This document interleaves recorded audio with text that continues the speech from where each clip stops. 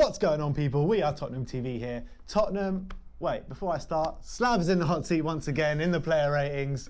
Tottenham progressed into the FA Cup fourth round yesterday after a 2-1 win over Middlesbrough in the third round replay. Let's get into the player ratings. Let's start off with Paulo Gazzaniga. We gave him a 6. How do you think Gaz got on? Well, good till the 81st minute. Yeah. Obviously, he made that amazing save in the first half. I can't remember who it was from, but it was a brilliant save. Yeah, it looked Lucas like a proper goal-bound chance for Middlesbrough. Also from set pieces, I thought he commanded his box quite well. Caught a few balls, punched them clear, and then he let himself down more than anything with that goal. I think he should have saved it. What do you think? Yeah, you're probably right. But anyway, let's move on to Japhet Tanganga. We gave him an 8. Captain, leader. So obviously this guy made his debut against Liverpool. Ledley King made his debut against Liverpool. This guy said he wanted to be at Tottenham for the rest of his career already after 2 games, and Ledley King was obviously at his whole career at Spurs. But let's talk about his performance yesterday. What did you make out of it? Superb again. Because obviously he played right back for the whole game instead of mixing and matching throughout. There was one issue where he slipped. I think he just slipped where he got sold a bit for the goal, or for the goal as well. He backed off, but he was superb. The energy and fitness levels he showed in the 91st minute to run 70 yards and put a cross in. Mourinho says he works hard. He was superb again defensively. Won his duels. Comfortable on the ball. Nearly scored a goal. He did nearly score. That was really, really close. So yeah, he looks fast, doesn't he? He looks really fast. I don't know why it's taken till January the 15th, 14th to get him involved, but signs are positive, especially for this young man. I think he's been excellent since he came in. And obviously that puts 1-4 further down the pecking order. Yeah. But I thought Tanganga yesterday at right back, I thought he was my man of the match for sure. Marauding down that right-hand side, he was doing great things up the pitch and down the pitch. Just the one minus I would think he was probably slightly at fault for their goal. Yeah, did he lose the head? I don't know if it was even him that lost the. I don't think it was him that lost the original header, the knockdown, but he backed off. Yeah, that's allowing him the space to shoot. That's the thing. It was something you learn. But yeah, it's obviously he's a young player, but the way he talks and the way he is on the pitch, it seems like he's so much older than he is. But yeah, nothing phases him, does it? Let's move on to Davinson Sanchez. We gave him a 4. I thought it was very, very sloppy night for Davinson Sanchez. Missed a couple of Sunday League headers. Literally, like he goes from that performance against Liverpool to that performance. So how do you do that? I think the problem is that when you play against a team like Liverpool, your concentration for the full 90 minutes has to be there and has to be on complete point and has to be perfect. When you play the smaller, and that's where I think Davinson thrives in the big games, against the big teams.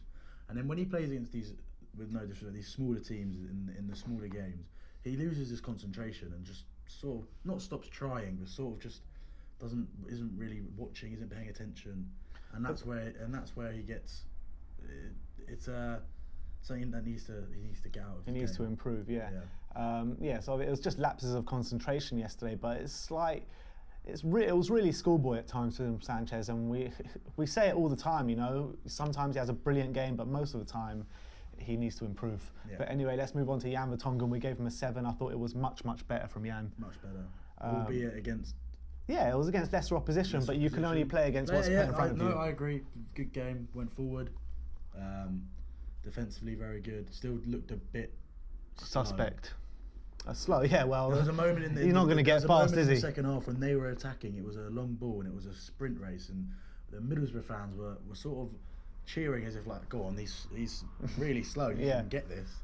But other than that, excellent performance from the captain. Yeah, I thought it was much better from Jan, as I said before. But let's move on to Ryan Sessegnon. We gave him a 6.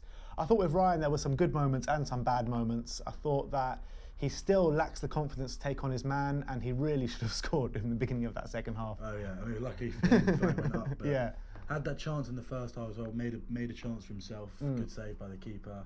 Again, I agree. He needs to take his man on. Needs to be more confident and more positive. Hopefully that will come. Still young, still 19. But this is the games where he should be thriving in, because he was bossing it out in the Championship. So you would have thought against a Championship opposition that he would be marauding down that left-hand side, beating players. I think it's just a confidence thing. Also, back from he did have a really bad injury over the summer. Yeah. But you know, he said it We'll see. himself in an interview what he's not doing, and I don't understand why he doesn't take that onto the football pitch. But anyway, No, I agree. Moving on to Eric Dyer, we gave him a 4, just a Dyer performance yet again from Eric Dyer. Just overweight. It's like watching your mate play football who's a bit overweight, really. But like the Like guy, getting the ball, but I don't understand just not fit. how many times this guy loses the ball. Loses the ball, can't run back. Honestly, he really looks overweight. Yeah, so he does. Heavy. How long is it going to take for him just to not like look at Wanyama, for God's sake? You know what I mean? He was like a mainstay in the team. He wasn't good enough, but we haven't seen him. Why isn't it the same for Eric Dyer?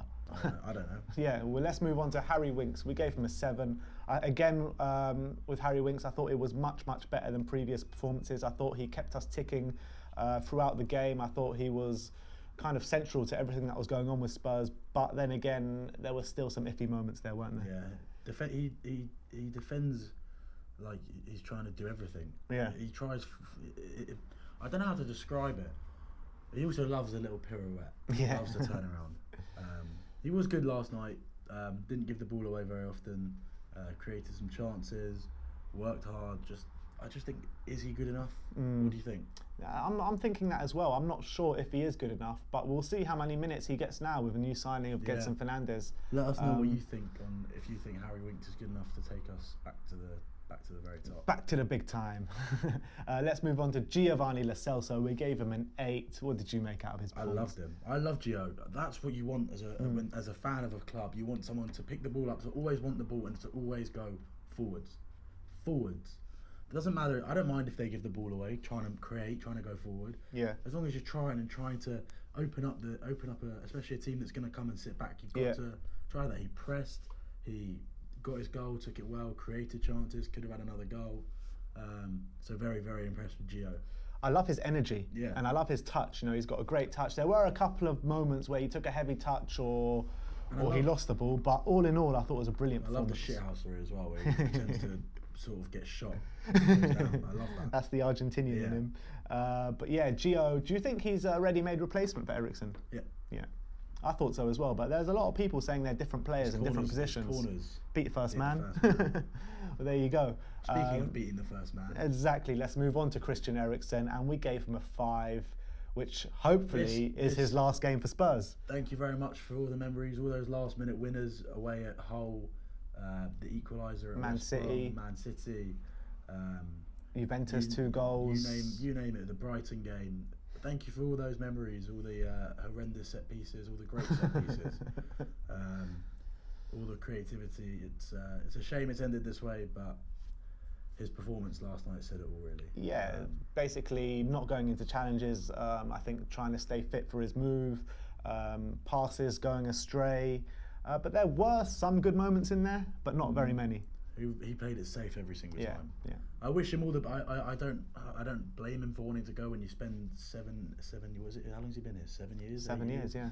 When you spend so long in a place of work, sometimes you just want to move environments, and if that's what he wants to do, I wish him the best of luck. And well, you can clearly see the move is not about money because he's not getting that much at Inter. Exactly. And you can't blame him. No, you can't. So good luck, Christian, and thanks. Yeah, 100%. Moving on to Eric Lamela, we gave him an 8. I love the energy that Eric Lamela brings to the team. You know, defending from the front, pure passion. He wants it so much, and I thought that took his goal really well, and he was providing outlets for the team all night long, and I thought he was brilliant. Agree. That's all I can really say there. And now, last but not least, Lucas Moura, we gave him a 7. I thought it was more of the same from Lucas. Moving on from the Liverpool game, you know, that bullish display, trying to win every ball, trying to take on every man with little end product. Tried hard, always tries hard. He always tries hard. But I think it was coming off to him to a certain degree. He's not a striker either, so no, he's not. That. Yeah, but I love his energy on the pitch, I really do. Yeah, but boy, do we need a striker. Well, yeah. Would you take Piatek? I take anyone. Anyone. What would you assess out of Jose Mourinho and how he set the team up and how the game plan was and how we... The rating or the opinion? Just opinion. Good, right setup. I don't think there is anyone that didn't play that I would have played. Maybe I probably wouldn't have played Eriksen, but yeah, there's not much he really can do at the moment when trying to rotate with the numbers that he's got and the injuries he's got. Big game on Saturday. So yeah, I don't think anyone let him down too badly last night at all. we've got to be more clinical. Apart from maybe Sanchez and Dyer. Keep our concentration a bit more. That should never have been a 2-1 last night. Yeah, it should have been over in the first half, really. So, just, again, things to work on, but lots of positives. Lots of positives, a couple of negatives. I think the rebuild is slowly starting. You can see it taking shape? Yeah, I can. Well, let's see who else we kind of bring in before the end of the window. But yeah, I kind of agree with you. I think the last couple of games have been a bit better, even though we lost last game and we just about beat Middlesbrough. But I feel that the way we're playing is slightly improving. The attitude. And the attitude as well. Yeah, I agree with you. But anyway, that is our player ratings. We move on to Watford away this weekend. Nice and local. So check out all our content revolving that game. Like, subscribe and comment. And as always, come on you Spurs.